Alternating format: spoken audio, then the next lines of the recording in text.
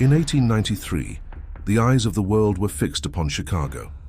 The world's Columbian Exposition rose like a dream, a shimmering white city built to showcase the pinnacle of human achievement.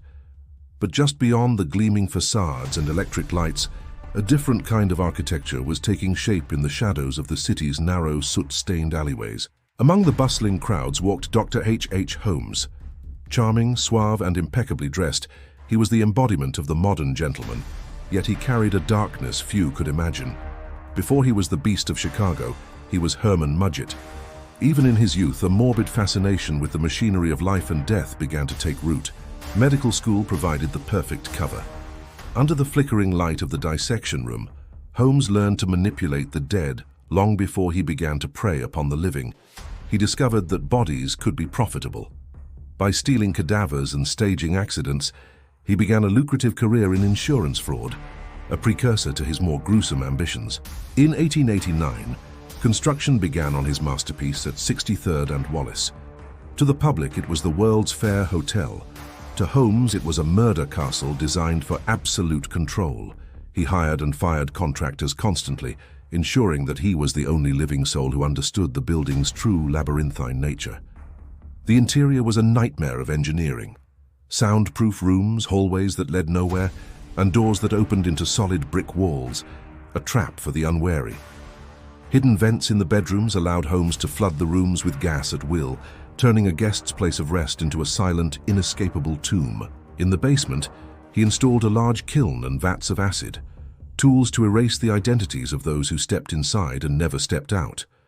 As the World's Fair opened its gates, thousands of young women flocked to Chicago seeking independence. Holmes, with his magnetic charm, was waiting to greet them. He targeted the vulnerable and the lonely, offering them employment and a room in his grand hotel. They saw a benefactor. He saw a victim.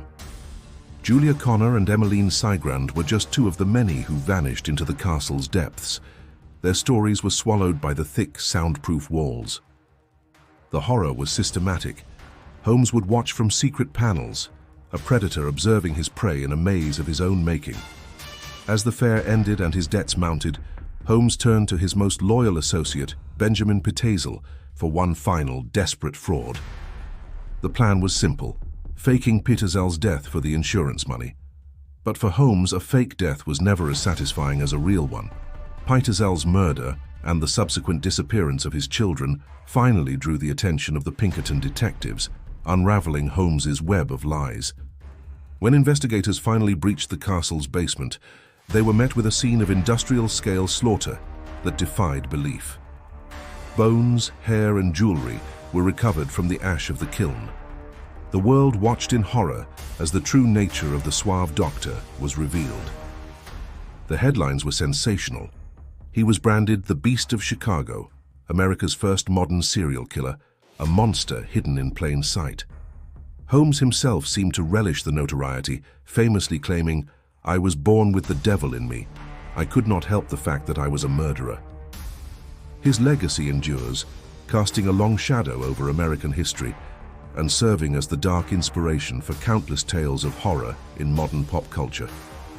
The castle itself was mysteriously destroyed by fire shortly after the discovery, as if the earth itself wanted to purge the memory of his crimes.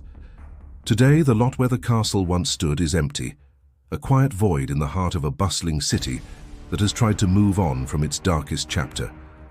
But the story of H.H. Holmes remains a chilling reminder of the evil that can hide behind a polite smile and a well-tailored suit.